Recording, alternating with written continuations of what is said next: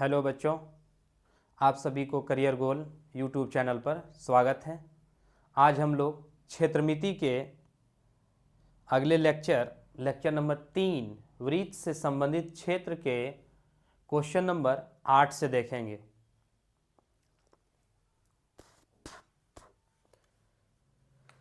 Question number 8, दो वृत्तों की त्रिज्याएं क्रमशः 19 सेंटीमीटर है और 9 सेंटीमीटर है।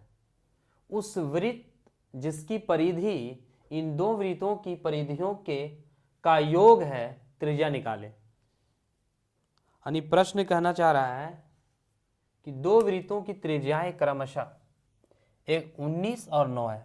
मान लिया जाए कि एक ये बड़ा त्रिभुज है और इसका त्रिज्या R1 19 है। एक छोटा त्रिज्या है, इसका त्रिज्या 9 सेंटीमीटर है। इसको हम लोग R2 मान लेते हैं। तो इन दोनों के परिधि का योग इक्वल है एक तीसरे वृत्त के परिधि के बराबर। यानी अगर हम कहें, इस क्वेश्चन को प्रैक्टिकली समझें, तो ये कह सकते हैं कि अगर इस वृत्त को, अगर एक तार का एक वृत्त है ये, तो इसको अगर खोल दें और जो लंबाई है इसको भी खोल दें और दोनों तार को जोड़ के एक नया रिंग बनाएं, तो दोनों की परिधि बराबर होगा। इसका मतलब है कि इसका परिधि प्लस इसका परिधि इक्वल होगा नए वृत्त की परिधि के बराबर। और नए वृत्त का त्रिज्या कैपिटल R मान ले, तो हम कह सकते हैं, इसको हम लोग बड़ा वृत्त कह रहे हैं। तो इस तरह से, या नए वृत्त कह लेते हैं। नए वृत्त का परिधि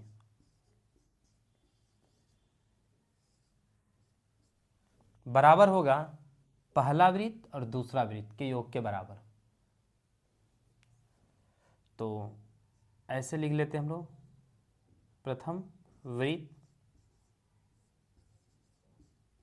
का परिधि प्लस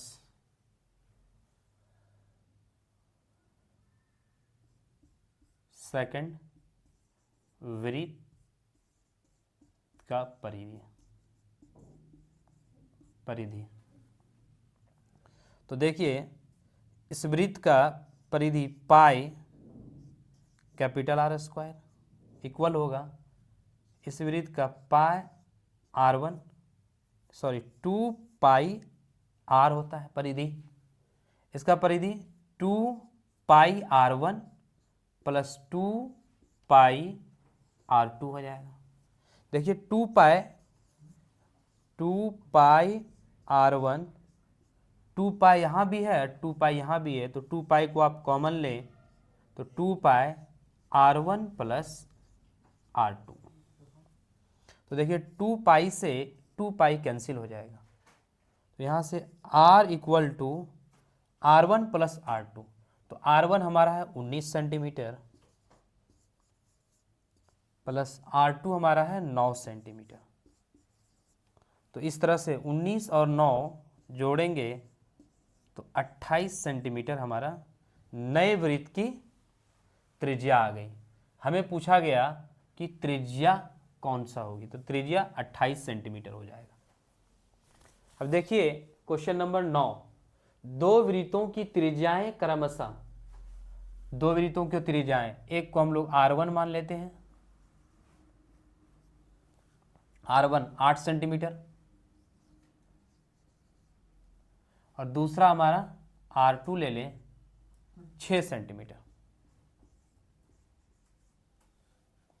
तो देखिए कह रहा है उस वृत्त जिसका क्षेत्रफल इन दो वृत्तों के क्षेत्रफल का योग है।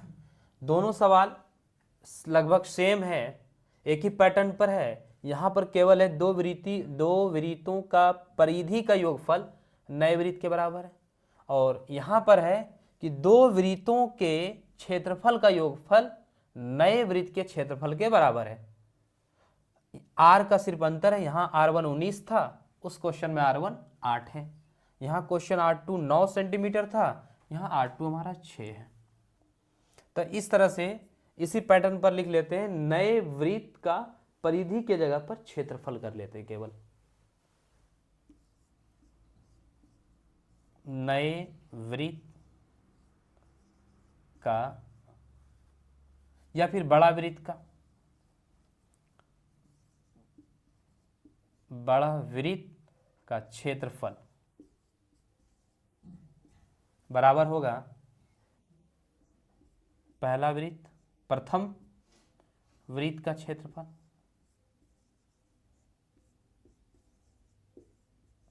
प्लस द्वितीय वृत्त का क्षेत्रफल।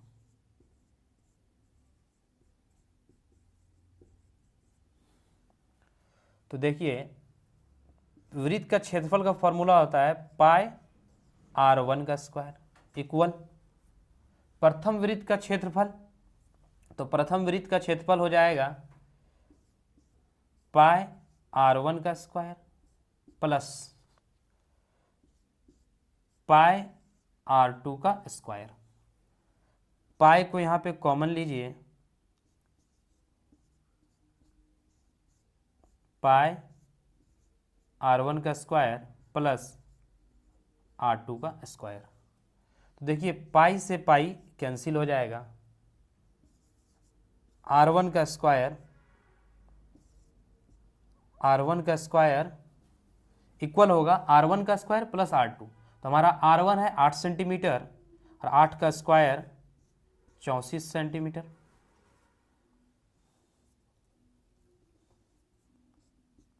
और R2 हमारा 6 है, तो 6 का स्क्वायर 36।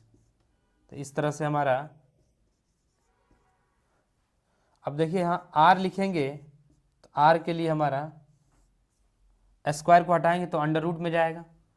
64 प्लस 36 100 होता है, और 100 का 10 का ये स्क्वायर है। तो इस तरह से हमारा बड़ा वृत्त का जो त्रिज्या पूछा गया, त्रिज्या हमारा आया 10 सेंटीमीटर। आप इस सवाल को नोट डाउन कर ले, खुद से लिखे, वो ज़्यादा बेहतर है स्क्रीनशॉट लेने से।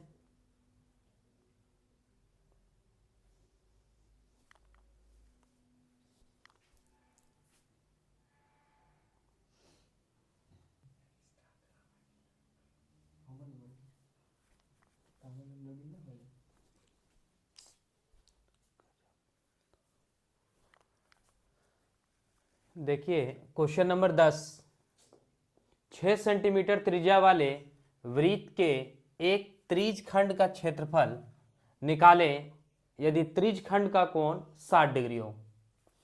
पहले देख लें कि त्रिज खंड क्या होता है। एक वृत्त, ये हमारा केंद्र है, तो वृत्त के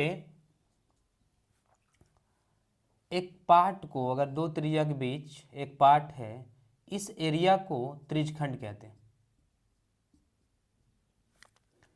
थीटा एंगल होगा। तो पूरा वृत्त का क्षेत्रफल पाई आर स्क्वायर होता है। अगर एंगल थीटा हो, थीटा एंगल का जो रेशियो है वो थीटा बाई कंप्लीट एंगल यानी 360 डिग्री। ये एंगल का वैल्यू होगा थीटा बाई 360 डिग्री, क्योंकि हमें चाहिए थीटा एंगल का एरिया और टोटल होता है 360। तो इस तरह से 6 सेंटीमीटर त्रिज्या वाले वृत्त के एक त्रिज्यखंड का क्षेत्रफल निकालें यदि त्रिज्यखंड का कोण 60 डिग्री है। तो त्रिज्यखंड का कोण यानी थीटा ले लें 60 डिग्री। त्रिज्या इज इक्वल टू 6 सेंटीमीटर। त्रिज्या 6 सेंटीमीटर ले। तो देखिए यहां पर कि इस पार्ट का क्षेत्रफल निकालने के लिए मतलब है कि वृत्त का क्षेत्रफल का थीटा बाई 180 भाग त्रिज्यखंड का क्षेत्रफल, त्रिज्यखंड का क्षेत्रफल। तो देखिए त्रिज्यखंड का क्षेत्रफल पाई आर स्क्वायर, ये हमारा वृत्त का क्षेत्रफल हो गया पूरा का, लेकिन हमें चाहिए सिर्फ इतना हिस्सा का क्षेत्रफल। तो इसलिए इतना हिस्सा का क्षेत्रफल के लिए थीटा बाई 360, थीटा बाई 360,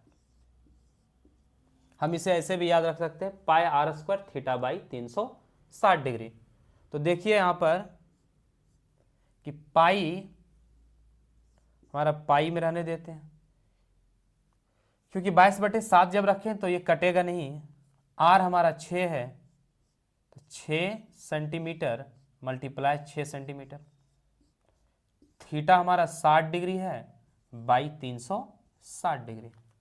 तो देखिए 60 से ये 0 से 0 कैंसिल, 6 से 6 बार में, और ये 6 एक 6 को कैंसिल कर दे रहा है। इस तरह से हमारा त्रिज्यखंड का क्षेत्रफल 6 पाई सेंटीमीटर स्क्वायर हो रहा है। अब देखिए एक वृत्त का अर्धव्यास, व्यास का आधा, तो व्यास का आधा का मतलब है कि त्रिज्या। तो त्रिज्या हमारा हो गया 6 सेंटीमीटर, तथा केंद्र O, एक त्रिज्यखंड AOB इस प्रकार है कि AOB 30 डिग्री है। यानी अगर हम यह एक फिगर लें वृत्त का, और ये हमारा एक O, A और B, तो AOB 30 डिग्री कह रहा है, और हमारा जो त्रिज्या है वो हमारा अर्धव्यास 6 सेंटीमीटर है। तो इस तरह से थीटा हमारा हो गया 30 डिग्री। अब देखिए लघु चाप AB की लंबाई, यानी AB की लंबाई, ये लंबाई चाहिए हमें। तो आपको पता है कि पूरा लंबाई ये परिधि होता है, 2 पाई आर होता है। तो वही फॉर्मूला लगा के, लेकिन हमको चाहिए 30 डिग्री, इतना ही दूर तक चाहिए। तो थीटा बाई 360 से यहां भी मल्टीप्लाई कर देंगे। तो देखिए लघु चाप, लघु मतलब छोटा चाप, और ये बड़ा चाप हमारा हो गया। तो लघु चाप की लंबाई बराबर, तो पूरा परिधि 2 पाई आर होता है, 2 पाई आर, और हमें चाहिए इतना हिस्सा, तो इसमें मल्टीप्लाई कर देंगे theta by 360 degree.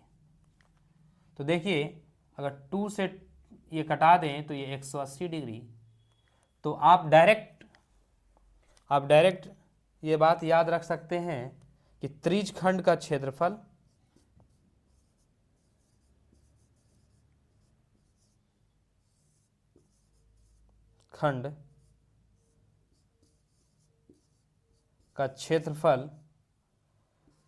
Pi r square, यानी वृत्त का क्षेत्रफल, और थीटा बाई 360।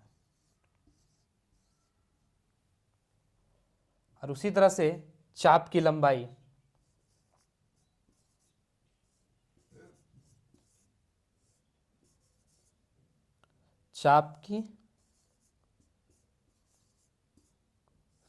बराबर पाई आर थीटा बाई 180 डिग्री, क्योंकि 2 पाई आर होता है तो 2 360 को कैंसिल कर देगा। तो इस तरह वृत्त का क्षेत्रफल हो गया पाई आर स्क्वायर थीटा बाई 360, और लघु चाप का लंबाई हो गया पाई आर थीटा बटे 180 डिग्री।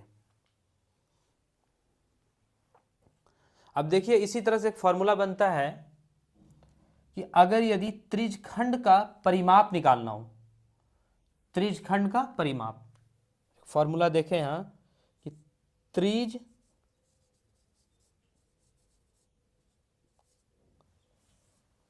का परिमाप, तो देखिए त्रिज्यखंड का परिमाप के लिए त्रिज्यखंड हमारा कुछ इस तरह से होता है एक हिस्सा, तो ये भी आर और ये भी आर। तो त्रिज्यखंड का माप हो गया, अगर लंबाई को ये एल ले लें तो क्या हो जाएगा 2r प्लस ये लंबाई एल, और ये इस लंबाई को हम लोग कहते हैं चाप की लंबाई, और चाप की लंबाई है पाई आर थीटा बाई 180। तो यहाँ डायरेक्ट लिख सकते हैं pi are theta by 180 degree.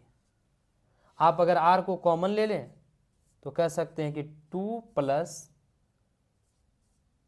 Pi theta by 180 degree,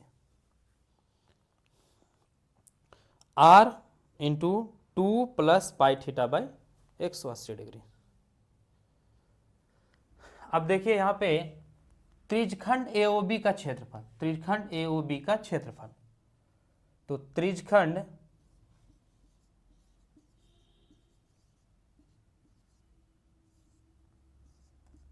AOB का क्षेत्रफल, तो त्रिज्यखंड एओबी का क्षेत्रफल, त्रिज्यखंड का क्षेत्रफल होता है pi r square theta by 360 degree.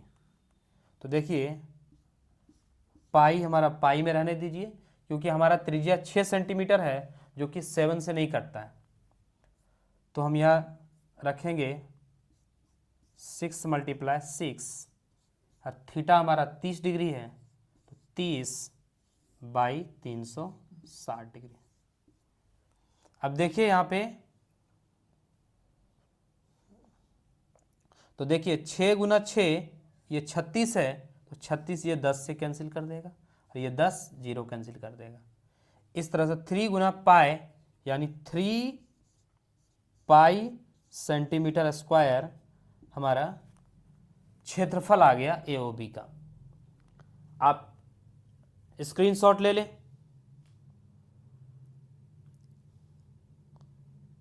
और लाइक भी कर दें, सब्सक्राइब कर लें।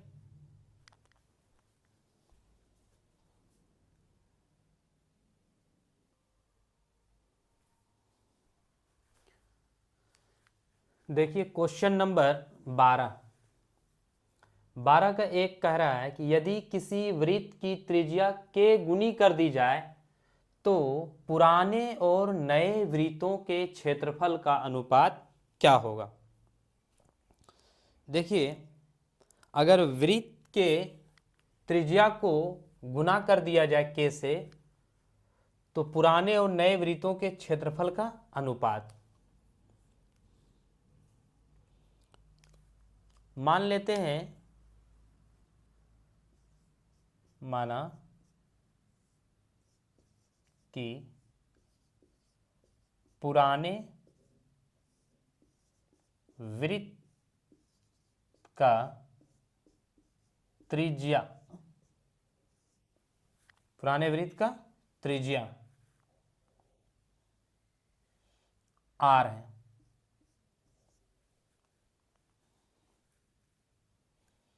तो पुराने वृत्त का क्षेत्रफल, तो पुराने वृत्त का क्षेत्रफल पाई आर स्क्वायर हो जाएगा। अब कह रहा है कि प्रश्न से के गुनी कर दी जाए, तो प्रश्न से नए वृत्त का त्रिज्या, नए वृत्त का त्रिज्या के आर हो जाएगा, क्योंकि आर में के से मल्टीप्लाई कर दिया गया। तो नए वृत्त का क्षेत्रफल, तो नए वृत्त का क्षेत्रफल, तो देखिए नए वृत्त का क्षेत्रफल पाई इंटू आर, आर के जगह पर हमारा त्रिज्या की जगह पर पाई इंटू आर स्क्वायर, त्रिज्या का स्क्वायर। इस तरह से ये आता है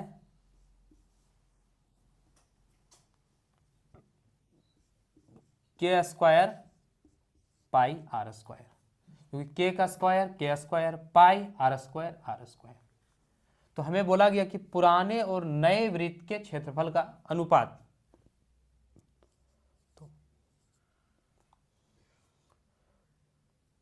तो देखिए क्षेत्रफलों का अनुपात,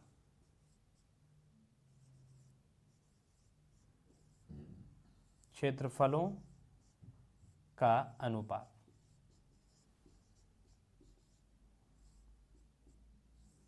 तो देखिए कहा गया पहले पुराने वृत्त का क्षेत्रफल, पुराने वृत्त का क्षेत्रफल है पाई r²। नए वृत्त का क्षेत्रफल k² पाई r²। तो देखिए पाई r², तो बच रहा है ऊपर 1 नीचे k²। इसका मतलब अनुपात 1:k²। ये हमारा आंसर हो जाएगा। 12 का 2 नंबर कह रहा है कि दो वृत्तों की त्रिज्याओं का अनुपात, यानी दो वृत्त के त्रिज्या का अनुपात दिया हुआ है 3:4। तो देखिए त्रिज्या का अनुपात यानी r1 by r2, r1 by r2 हमारा दिया हुआ 3:4, 3/4। तो हमें पूछा गया क्षेत्रफलों का अनुपात। तो देखिए क्षेत्रफलों का अनुपात अगर निकालेंगे, देखिए यहां पे क्षेत्रफलों का अनुपात,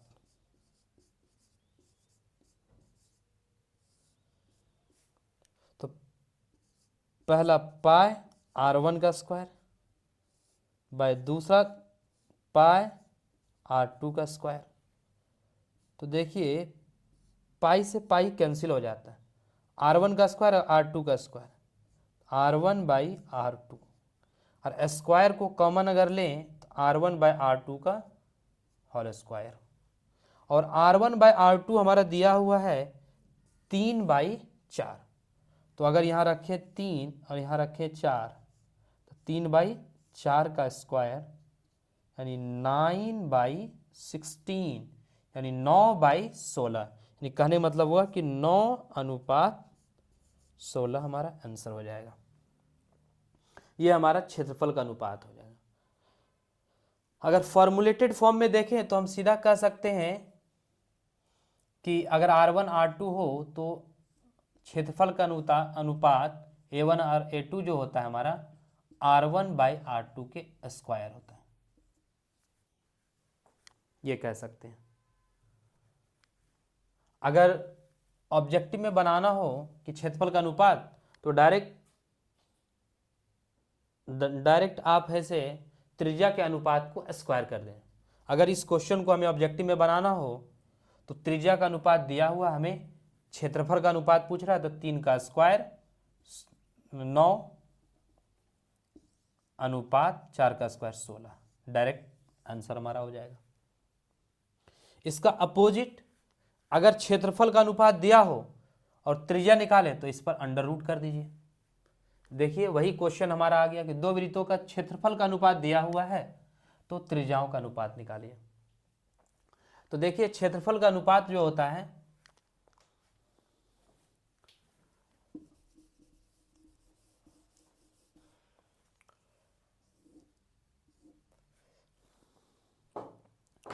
इस तरह से अगर देखें तो देखिए क्षेत्रफल का अनुपात, क्षेत्रफल का अनुपात होता है पाई r1 का स्क्वायर बाई पाई r2 का स्क्वायर। अगर करें तो ये क्षेत्रफल, पहला वृत्त का क्षेत्रफल को अगर a1 माने और दूसरा को अगर a2 माने तो इस तरह से पाई से पाई कैंसिल हो जाता है और r1 बाई r2 का होल स्क्वायर हो जाता है, क्योंकि स्क्वायर को कॉमन लेंगे। तो इस तरह से हमारा a1 बाई a2 आ गया। अब देखिए स्क्वायर को हटाएंगे तो r1 बाई r2 लिखने के लिए अंडर रूट एरिया A1/A2 हो जाएगा। तो इसी तरह से अगर हम देखें तो हमारा एरिया का जो अनुपात है वो दिया हुआ x² / y²। तो इसी अंडर रूट में अगर हम रखें यहाँ पे x² / y², तो हमारा ये निकल के आएगा x/y, यानी x/y। जस्ट इसका अपोजिट है। तो एक फॉर्मुलेटेड फॉर्म में आप डायरेक्ट याद रख सकते हैं। अगर हम एक फॉर्मुलेटेड फॉर्म में कहें तो एरिया का अनुपात आप A1 A2 का अनुपात डायरेक्ट R1/R2 का स्क्वायर रख सकते हैं। अगर यदि हमें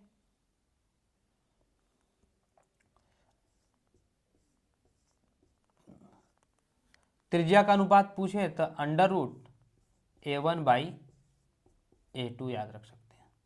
डायरेक्ट ये फॉर्मूले ऑब्जेक्टिव क्वेश्चन बनाने में ये डायरेक्ट हमें फायदा पहुंचाएगा।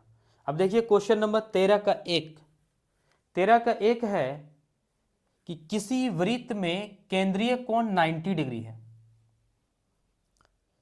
90 डिग्री वाला एक त्रिज्यखंड काट लिया जाए तो वृत्त और कटे हुए भाग के क्षेत्रफल का अनुपात बताइए। क्वेश्चन समझिए कि अगर यदि एक वृत्त है और केंद्रीय कोण 90 हम अगर लें और कह रहा है कि अगर ये हिस्सा काट लिया जाए, इससे हटा लिया जाए, तो हमारा बचेगा ये हिस्सा व्हाइट वाला पार्ट। तो कह रहा है कि वृत्त और कटे हुए भाग के क्षेत्रफल का अनुपात निकालिए। यानी बेसिकली कहना चाह रहा है कि अगर त्रिज्या हम इसका r मान लें तो वृत्त का क्षेत्रफल बटे कटे हुए भाग यानी त्रिज्यखंड का क्षेत्रफल। तो वृत्त का क्षेत्रफल बटे कटे हुए भाग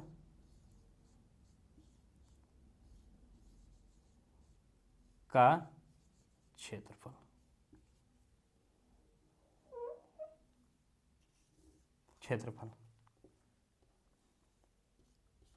अब देखिए वृत्त का क्षेत्रफल हमारा होता है πr², और कटे हुए भाग यानी है त्रिज्यखंड, और त्रिज्यखंड का क्षेत्रफल होता है πr² θ/360 डिग्री। तो देखिए यहाँ पे πr² तो कैंसिल हो जाएगा, और θ/360 इसका मतलब हुआ कि ये नीचे है तो ऊपर जाएगा 360 ऊपर, और थीटा नीचे, थीटा हमारा दिया हुआ 90 डिग्री, कैंसिल करेंगे यानी 4:1 आ जाएगा हमारा आंसर, 4:1। आप स्क्रीनशॉट ले लें, और अगर इसी तरह से आप पूरा क्लास 10th का सिलेबस पढ़ना चाहते हैं तो इस चैनल को सब्सक्राइब करें। Thanks for watching.